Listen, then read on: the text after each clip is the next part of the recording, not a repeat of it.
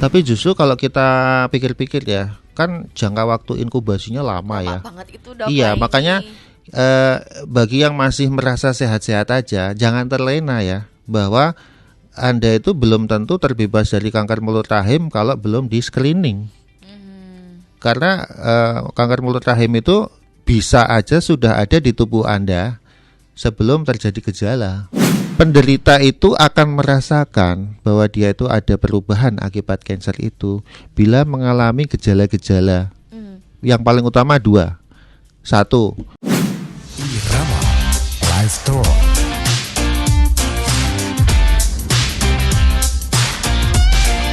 Irama Live Talk. 88,5 Irama FM Purworejo. Top lagunya pasti infonya. Apa kabar buat Anda pendengar Irama FM pagi hari ini? Semoga selalu diberikan kesehatan, selalu diberikan kebahagiaan, kenyamanan dalam segala apapun ya. Dimudahkan, dilancarkan pastinya oleh Allah SWT lah. Baiklah buat Anda semuanya.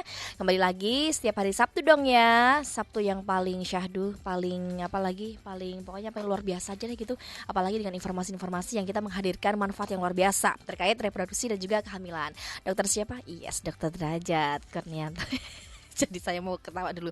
Dokter Derajat, bestie saya, kita hadirkan kembali untuk memberikan informasi seputar apapun yang mungkin ada juga di kehidupan kita sehari-hari ya.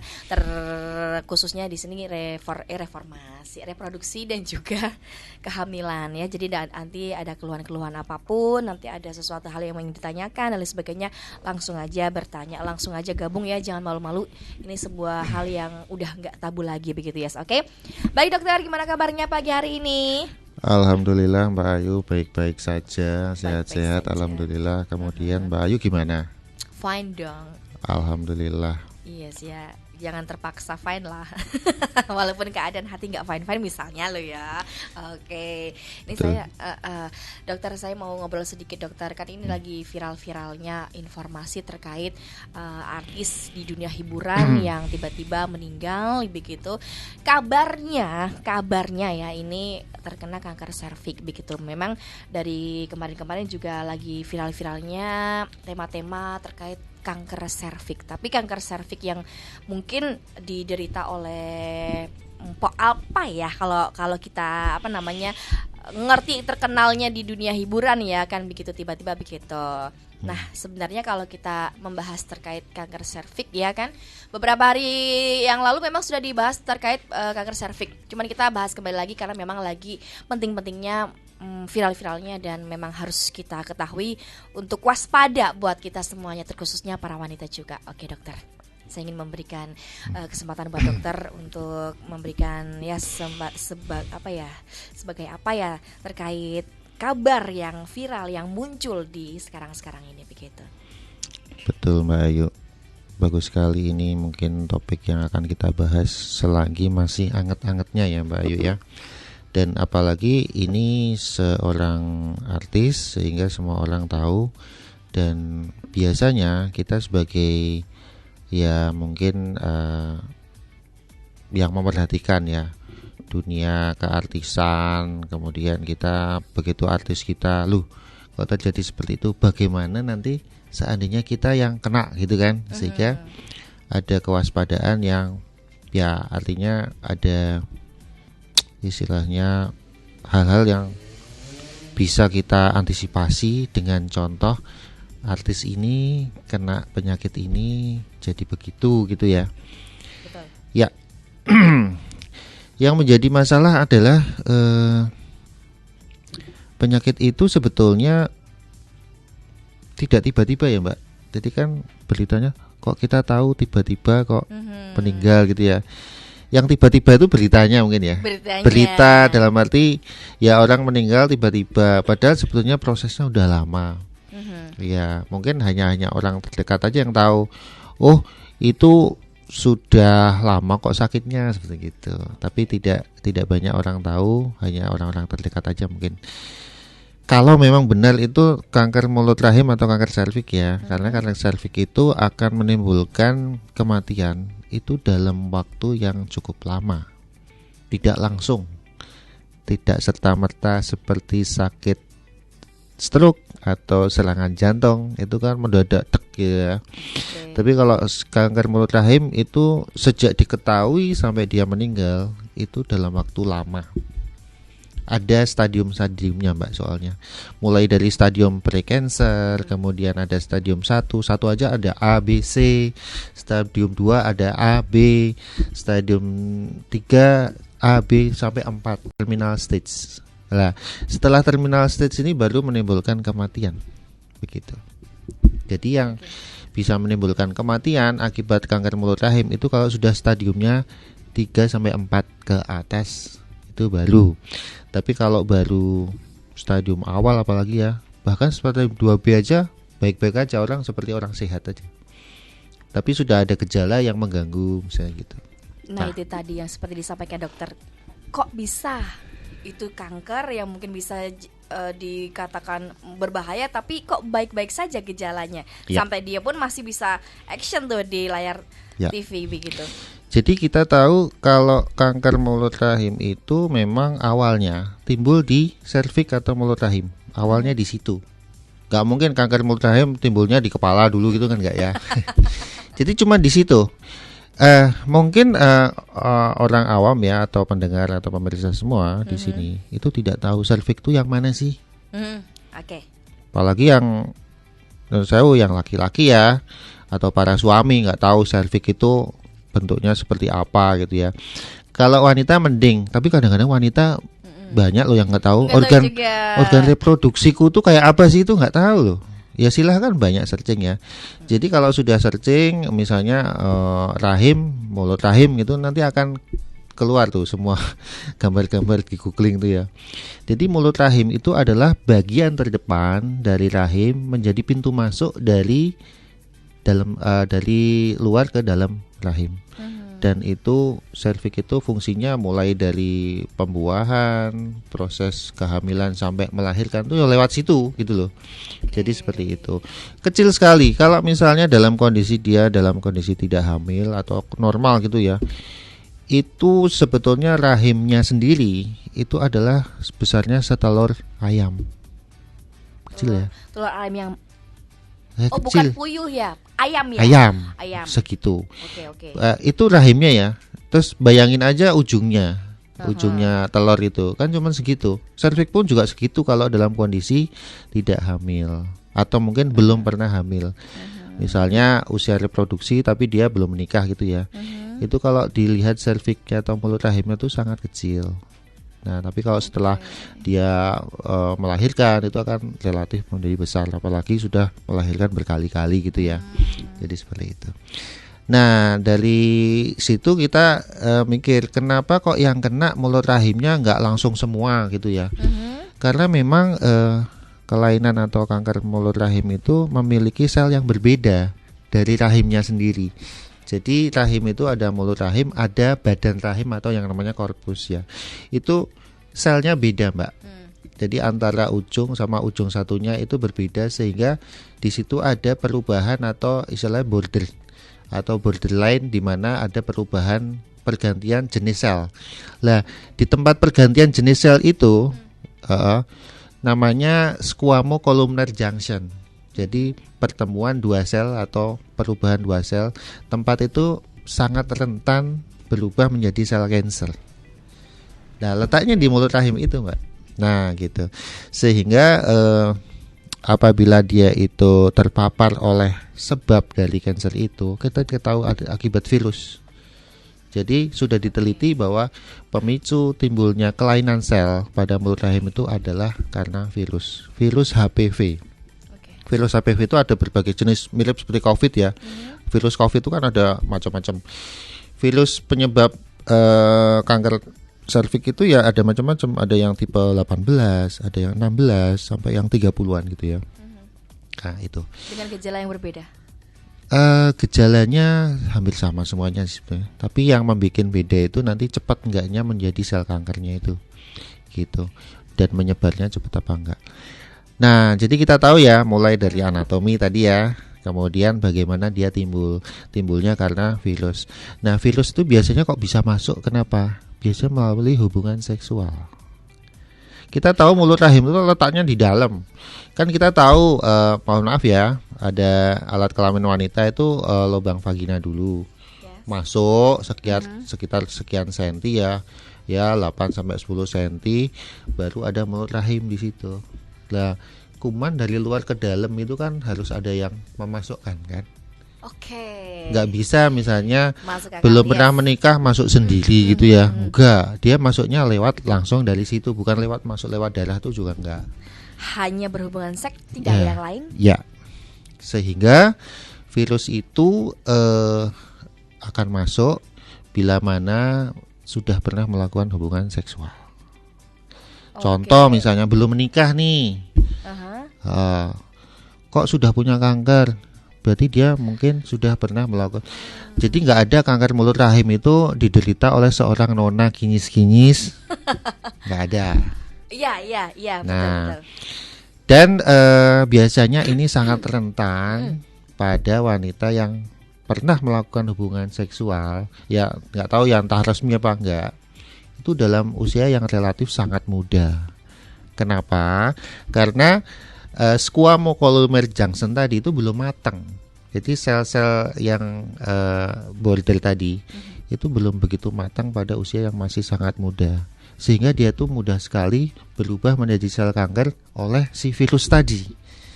Gitu. Makanya hal ini sudah pernah diteliti menjadi salah satu faktor resiko menikah usia muda atau berhubungan seks pada usia muda. Terus yang kedua, suka berganti-ganti pasangan. Ketika belum menikah atau ya sudah menikah atau enggak. Karena apa? Berganti-ganti pasangan akan sangat memungkinkan memasukkan si virus tadi. Virus akan mudah masuk. Beda kan? Misalnya single partner aja sama gonta-ganti pasangan ya. Kemungkinan infeksinya besar mana? Lebih yang gonta-ganti dong. Iya, gonta-ganti. Karena orangnya nggak tahu, apalagi orangnya nggak jelas gitu ya. Iya, makanya menikahlah sama laki-laki yang soleh misalnya ya, soleh bener loh tapi, nah itu dijamin bersih, tidak ada masalah. Dan menikahlah pada usia yang optimal, maksudnya yang sudah matang ya, di atas 21 tahun. Walaupun solehah tapi di usia muda gimana itu? Menikah di usia muda. Ya kalau dia tidak terpapar oleh virus yang dimasukkan tadi, ya tetap aman kan. Buktinya banyak tuh yang misalnya wanita di Brunei bener 16 tahun udah nikah itu, ya nggak ada tuh yang jadi kanker. Karena nikahnya juga sama-sama soleh dan soleh misalnya lah ini, amin itu ya. Itu.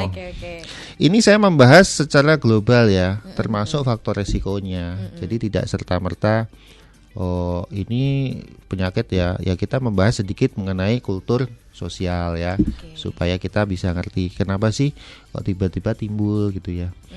Ya, jadi sudah tahu ya tadi ya anatomi, faktor risiko, bagaimana timbulnya. Nah, bagaimana setelah timbul? Nah, itu yang harus kita ketahui. Gejalanya apa sih? Nah, jadi setelah selnya itu berubah jadi kanker, itu sebetulnya proses sudah terjadi, Mbak.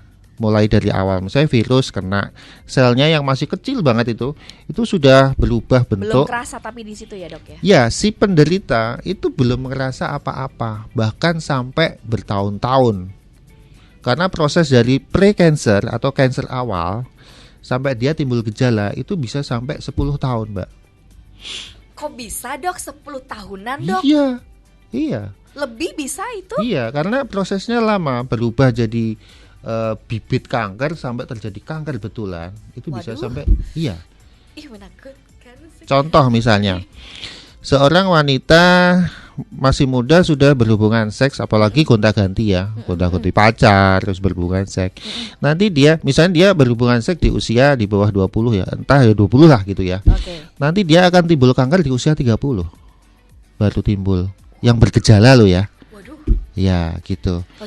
Makanya bagi mereka yang punya riwayat, misalnya dulu khilaf ya, gonta-ganti pasangan gitu ya, atau pernah melakukan hubungan seks di usia muda, sering-seringlah untuk ngecek ya. Gitu. Dok, tapi Loh, dok, tapi kok langsung kayaknya terus jadi serius gitu. tapi dok, saya juga masih penasaran. Maksudnya apakah itu dari wanitanya atau dari laki-lakinya? Misalnya belum pernah melakukan sesuatu begitu, terus kemudian kita tiba-tiba bukan kita ya, maksudnya adalah gitu ya, amit-amit gitu maksudnya. Maksudnya terkena tuh wanita begitu, tapi sama suami itu gitu. Apakah terjadi virusnya yang sudah ada di suami atau bagaimana itu? Terjadi pada suami itu.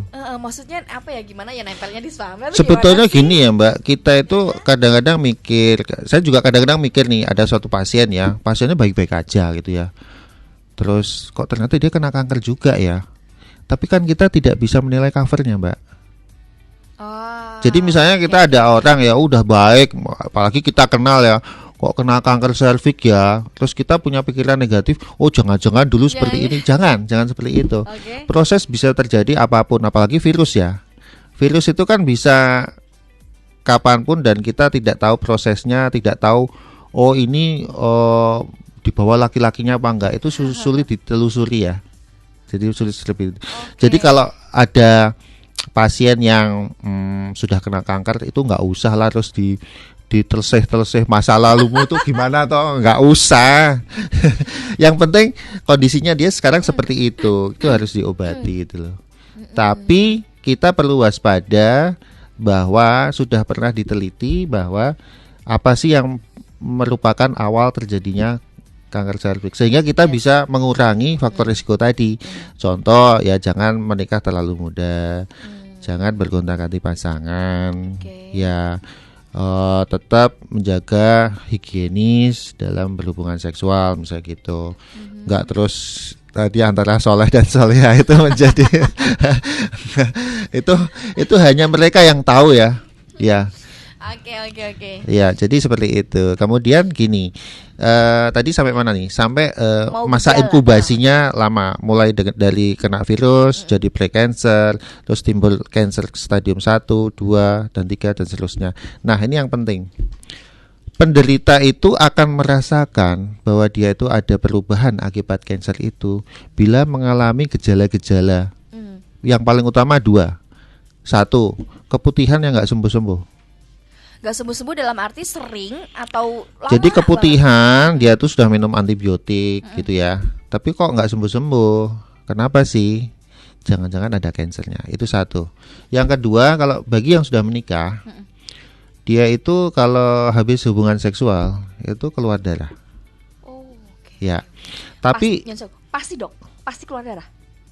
Iya, kalau dia stadiumnya sudah stadium 2. Kalau sudah ya, stadium 2. Jadi gini, kalau dia sudah stadium 2 itu artinya sudah terjadi jejas atau timbul benjolan di mulut rahim akibat kanker, dan itu mudah berdarah Mbak. Sehingga kalau berhubungan seksual dia itu akan keluar darah. Tapi kalau dia masih di bawah stadium 2, misalnya stadium 1 ya. Stadium 1 tuh biasanya kankernya kan masih di dalam liangnya itu, liang mulut rahim itu. Itu berhubungan seksual nggak apa-apa, sehat-sehat aja. Makanya kalau sebelum stadium 2 itu si penderita itu nyantai-nyantai aja, seperti nggak sakit apa-apa. Jadi paham ya kenapa pap smear itu dikampanyekan. Karena kita akan mengetahui kanker mulut rahim itu jangan sampai kalau sudah merasa sakit. Karena kalau sudah merasa sakit, yaitu keputihan, hubungan seksual keluar darah, itu stadiumnya sudah stadium 2. Kalau stadium 2 ke atas nanti semakin sulit untuk mengobati. Tapi kalau pap smear sudah preventif ya, awal itu sudah diketahui di screening gitu ya. Mengetahui kanker lebih awal itu semakin mudah untuk diobati daripada stadiumnya lebih lanjut. Gitu ya. Tapi tidak apa-apa ya, maksudnya ada ketakutan dari para wanita, aduh nanti kalau misalnya ada gimana gitu. Loh, sekarang gini, memang banyak orang tuh ngerasa seperti itu, takut menghadapi kenyataan. Sehingga mending milih nggak periksa. Loh, kalau mending milih nggak periksa, seandainya kenanya nanti di kemudian hari itu malah lebih parah. Mending Anda tahu sekarang supaya bisa diobati lebih awal. Syukur-syukur negatif. Jadi periksalah paling enggak setahun sekali lah ya. Periksa pap smear atau IVA Kalau pap smear itu tuh mungkin agak mahal ya. Tapi kalau pengen yang ekonomis ya IVA di puskesmas itu bisa. Oke, itu seperti Apalagi apa kalau sih? ada gejalanya ya. Pemeriksaan yang seperti apa? Cara meriksanya. Yang jelas mulut rahimnya nanti diambil sampelnya, bisa sampel lendirnya atau nanti ada tekniknya kok. Ya itu simple, gampang. Sudah ada mekanismenya. Oke, terkait gitu. harga biasanya dok? Harga Biar kita nabung lah dok, kalau misalnya katakan mahal. yang jelas harga nggak nyampe 500 lah kalau pap smear. Apalagi IVA itu malah nggak sampai 100 malah. Iya. Oke. Oh. Iya, ini gambaran kasar aja ya. Pastinya saya soalnya nggak ngurusin keuangan, jadi nggak tahu. Baik, tapi gejalanya hanya sakit-sakit berdarah kalau misalnya setelah berhubungan, tidak ada misalnya gerges atau apa badannya Nggak ada. buncit kayak Iya. atau apa. Nah, kalau sampai gejala yang sampai fatal, parah dan mati, yang tadi menimbulkan kematian ya, itu biasanya kalau sudah stadium 2B ke atas. Karena apa? Jadi stadium mulut rahim itu, kanker mulut rahim itu akan mengenai saluran kencing, Mbak. Oke. Jadi secara anatomi ya, mulut rahim itu hanya berjarak 2 cm dari saluran kemih. Saluran kemih itu gini, Mbak. Jenengan bayangin, jenengan kan punya kantong kemih ya. Yes. Kantong kemih itu yang di perut bawah itu loh. Dia kan keisi urin. Keisinya asalnya dari mana? Ginjal. Dari ginjal. Yeah. Ginjal ke saluran itu ada selangnya. Oke. Dan itu ada di kiri sama kanan. Nah, bayangin ya, anatominya seperti itu. Nah, sebelum masuk ke kandung kemih, saluran yang dari ginjal itu ngalirnya tepat 2 cm di sisi kiri kanan dari mulut rahim. Oke. Di kiri kanan, betul-betul itu. Jadi sangat pendek. Oke. Nah, bayangin kalau misalnya mulut rahimnya berubah menjadi kanker stadium 2B ke atas, itu biasanya sel kankernya itu akan membuat salurannya itu menjadi freeze, rusak, Oke. akhirnya buntu. Oke. Jadi kanker mulut rahim itu berawal membuat saluran kemih itu menjadi tertutup atau buntu. Oke. Apa yang terjadi? Saluran pipisnya nggak bisa mengalirkan urin dari ginjal, sehingga racun tubuh itu kan dibuang mulai urin, pipis. Pokoknya pipis tuh baunya sampai pesing tuh ya. Itu kan membuang zat-zat kotor yang dari tubuh. Itu tidak bisa terbuang, Mbak. Tertahan di ginjal. Sehingga menjadi yang dinamakan gagal ginjal, harus cuci darah. Dan harus membuat saluran buatan. Jadi kalau sudah stadium 3, apalagi 3B, itu biasanya dia harus operasi untuk membuat selang baru yang langsung keluar lewat perut. Iya dok, aduh membayangkan Nah, saya. kalau dia masih pengen umur panjang ya, jadi membuat selang buatan, gitu. Nah, Oke.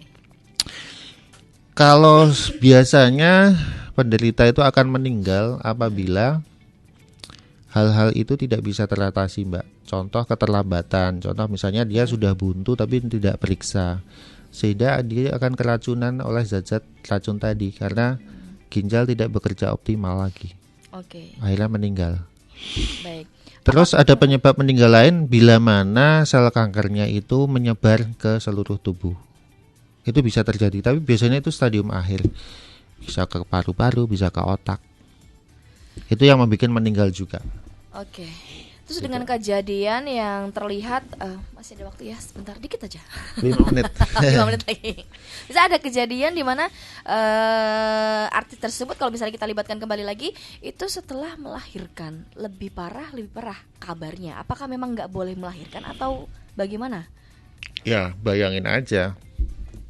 Dia melahirkan itu melalui mulut rahim ya. Sedangkan mulut rahimnya ada kanker. Apa yang terjadi? Bisa terjadi perdarahan kan? Oke. Kalau dia pelar gitu kan? Gitu. Oh, ini kasusnya habis melahirkan.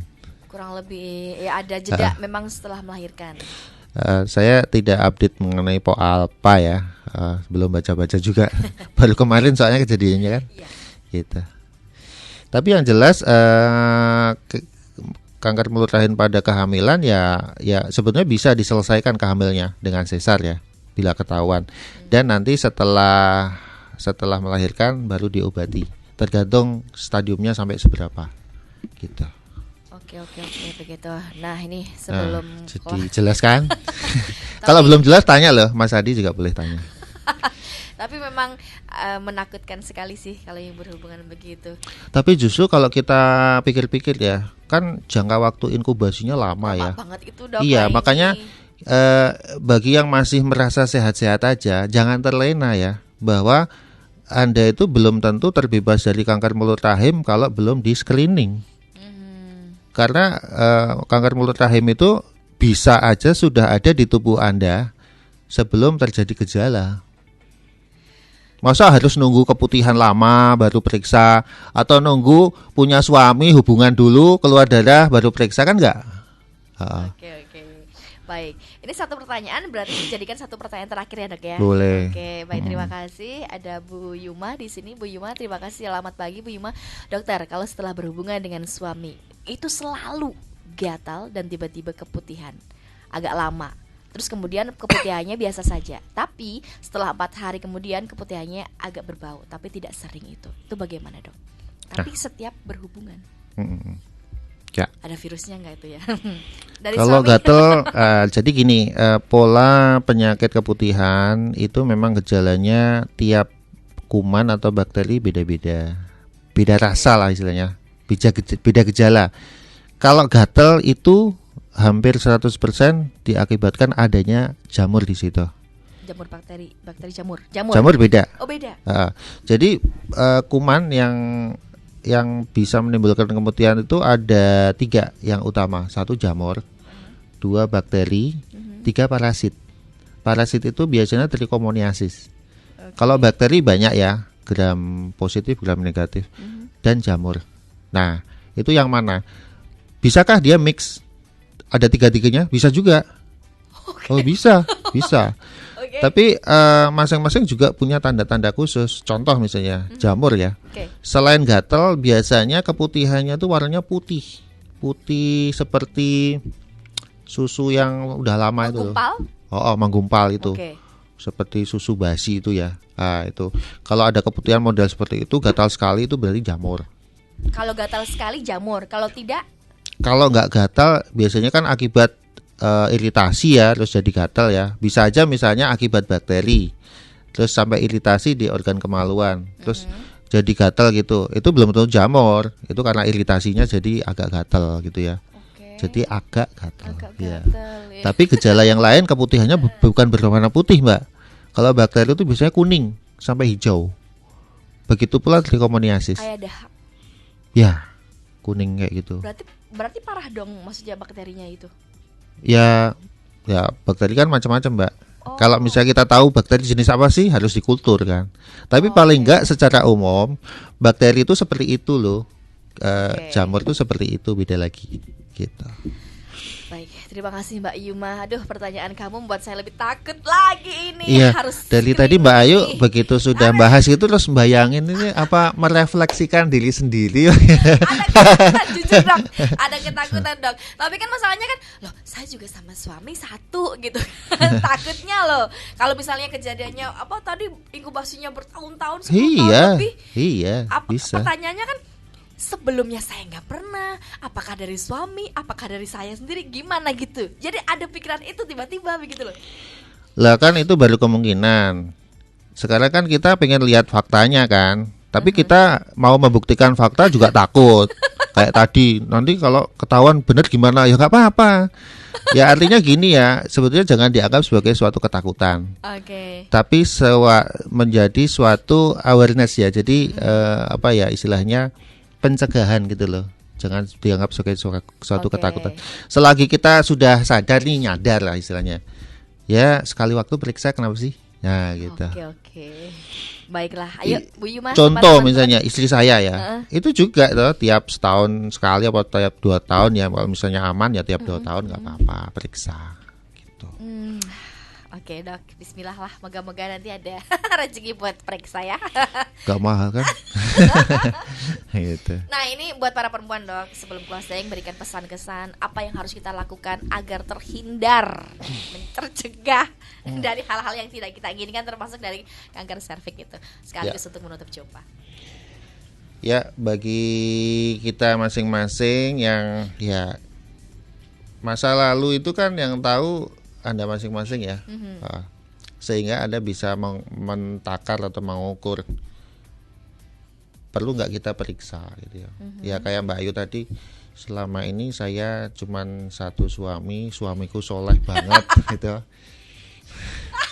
Ya kalau yakin banget ya nggak apa-apa, nggak periksa, monggo. Ya. Oke. Tapi kalau nggak yakin misalnya, ya siapa tahu aku mungkin kurang higienis kayak, atau mungkin yang suamiku mungkin pernah keluar kota tanpa aku, misalnya gitu ya. Ini contoh aja ya misalnya. Admin ketawa, admin. Gitu misalnya. Oke. Ya kita tidak bisa menilai tiap orang dari casingnya ya, gitu ya. Oke.